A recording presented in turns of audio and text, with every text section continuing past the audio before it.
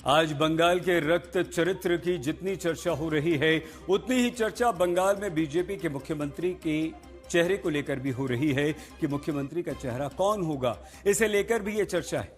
BJP ने बिना किसी सीएम फेस के चुनाव लड़ा बंगाल में और ऐतिहासिक जीत दर्ज की। 19 मई को शपथ ग्रहण होगा, यह ऐलान हो चुका है, लेकिन मुख्यमंत्री की शपथ कौन लेगा, इस पर सस्पेंस बरकरार है।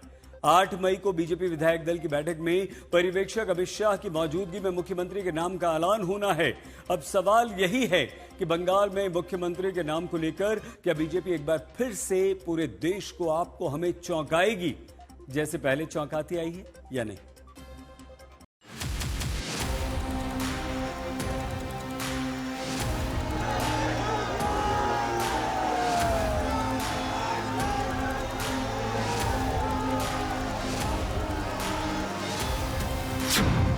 पश्चिम बंगाल का मुख्यमंत्री कौन बनेगा?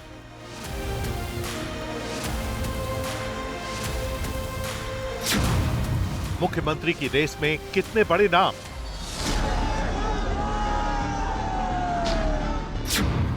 बंगाल के पर्यवेक्षक हैं गृह मंत्री अमित शाह।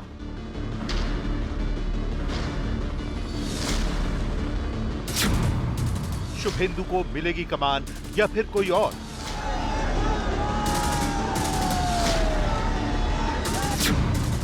क्या मुख्यमंत्री का नाम चौंकाने वाला होगा? 4 मई को बंगाल में पहली बार बीजेपी को ऐतिहासिक जीत मिली। बीजेपी ने 294 सीटों में 207 पर जीत हासिल की। बंगाल जीतकर बीजेपी ने सबको चौंकाया। ठीक वैसे ही बंगाल का मुख्यमंत्री कौन बनेगा, इसे लेकर कोई चौंकाने वाला नाम सामने आ सकता है। कल बीजेपी की तरफ से बंगाल के पर्यवेक्षक बनाए गए अमित शाह कोलकाता पहुंच रहे हैं। शपथ ग्रहण की तारीख और जगह तय है, लेकिन शपथ कौन लेगा, इसे लेकर अभी सस्पेंस बरकरार है। 8 मई को बीजेपी विधायक दल की बैठक होनी है। मीटिंग में सीएम फेस पर मुहर लगेगी और नाम का आधिकारिक ऐलान होगा। हालांकि सीएम कौन बनेगा, इसे लेकर 24 अप्रैल को अमित शाह ने इशारा जरूर किया था। बंगाल की मुख्यमंत्री जी अफवाह फैला रही हैं कि बंगाल में अगर भाजपा का शासन आया तो बाहरी लोग शासन करेंगे। मैं दीदी को बताना चाहता हूं, दीदी बंगाल का अगला मुख्यमंत्री बंगाल में ही जन्म लेने वाला, बंगाली मीडियम में पढ़ा लिखा और बंगाली बोलने वाला होगा। इतना ही है कि आपका भतीजा नहीं होगा, वो भारतीय जनता पार्टी का कार्यकर्ता होगा। अगली सरकार बंगाल के ही भारतीय जनता पार्टी के कार्यकर्ता ने बनानी है। मुख्यमंत्री बंगाल बीजेपी का कार्यकर्ता होगा, ये अमित शाह साफ कर चुके हैं। लेकिन वो कार्यकर्ता कौन होगा, तस्वीर साफ नहीं है। इसे यूं समझिए, टीएमसी ने ममता बनर्जी के चेहरे पर पूरा चुनाव लड़ा। ममता ही सीएम फेस थी, कोई कंफ्यूजन नहीं था। जबकि बीजेपी ने सीएम फेस को लेकर अपने पत्ते नहीं खोले, बिना किसी सीएम फेस के चुनाव लड़ा, वो भी प्रधानमंत्री मोदी के नेतृत्व में। ममता बनर्जी ने अपने चुनावी अभियान के दौरान बंगाल की जनता को बार बार यही चेताया कि बीजेपी जीती तो मुख्यमंत्री की पैराशूट लैंडिंग होगी।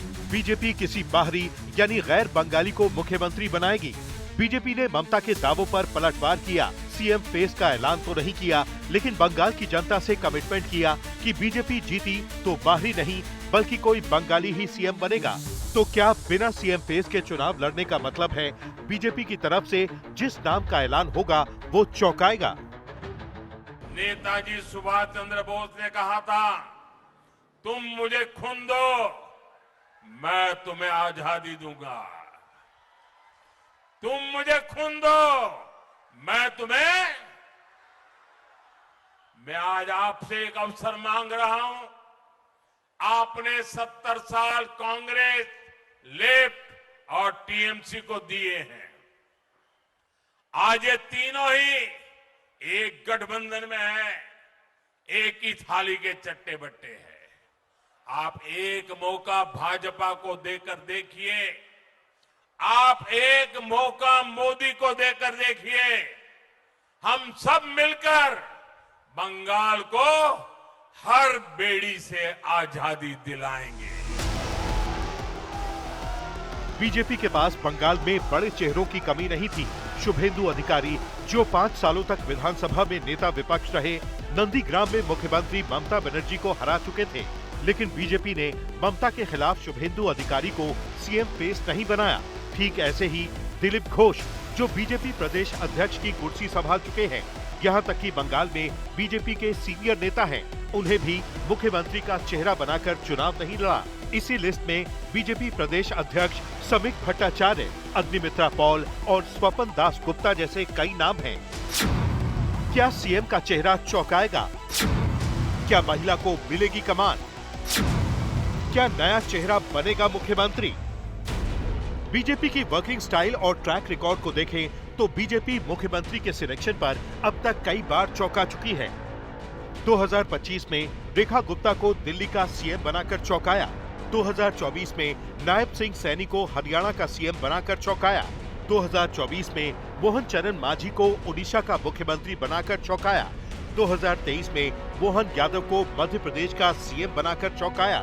2023 में ही भजन लाल शर्मा को राजस्थान का सीएम बनाकर चौंकाया। 2023 में विष्णुदेव साय को छत्तीसगढ़ का सीएम बनाकर चौंकाया। 2021 में पुष्कर सिंह धामी को उत्तराखंड का सीएम बनाकर चौंकाया था। 2021 में भूपेंद्र भाई पटेल को गुजरात का मुख्यमंत्री बनाकर चौंकाया। 2017 में योगी आदित्यनाथ को उत्तर प्रदेश का सीएम बनाकर चौंकाया। बंगाल में बीजेपी का सीएम कौन होगा, चंद घंटों के बाद सस्पेंस के बादल छट जाएंगे, लेकिन मुख्यमंत्री की रेस को लेकर शुभेंदु अधिकारी का नाम चर्चा में सबसे ज्यादा है। वजह है शुभेंदु ने दूसरी बार ममता बनर्जी को उनके गढ़ में हराया है। खुद अमित शाह ने शुभेंदु अधिकारी को ममता बनर्जी को उनके घर में हराने के लिए भेजा था। शुभेंदु दा हमारे नंदीग्राम से लड़ना चाहते थे। मैंने शुभेंदु दा को कहा था कि सिर्फ नंदीग्राम नहीं, ममता के घर में जाकर उसको हराना है। अमित शाह ने शुभेंदु अधिकारी को जो टास्क सौंपा, वो उस टास्क में 100% खरे उतरे। वहीं दूसरी तरफ शुभेंदु अधिकारी बीजेपी के हार्डकोर हिंदुत्व वाले एजेंडे पर फिट भी बैठते हैं। जो जिम्मेदारी दिया था पार्टी ने, जनता का हित में, बंगाल का हित में, सर्वोपरि हिंदू हित में काम मैं किया। ये जो लैंडस्लाइड विक्ट्री हुई है, इसके पीछे क्या वजह दिख रहे हैं? एक हिंदू वोट कंसोलिडेशन और इसके अलावा एंटी इनकम्बेंसी और क्या क्या फैक्टर? शासन अपशासन तो था, एंटी इनकम्बेंसी वो हाई था। हाँ। और उसका साथ आपका हिंदू पोलराइजेशन और घुसपैठिया इशू बहुत जोर से हुआ। अब देखना यही है कि 8 मई को बीजेपी विधायक दल की बैठक में किस नाम पर मोहर लगती है। क्या शुभेंदु अधिकारी बंगाल में बीजेपी के बॉस होंगे या फिर कोई और? आज तक ब्यूरो।